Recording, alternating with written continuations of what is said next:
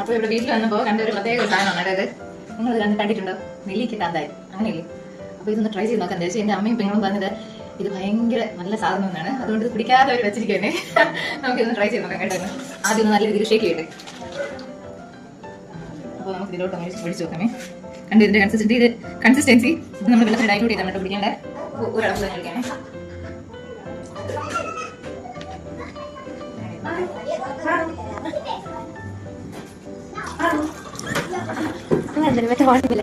അപ്പൊ ഞാൻ വെള്ളം ഒഴിച്ചിട്ടുണ്ട്. വെള്ളം ഒഴിച്ച് നല്ല ലേക്ക് വെച്ചിട്ടുണ്ട്.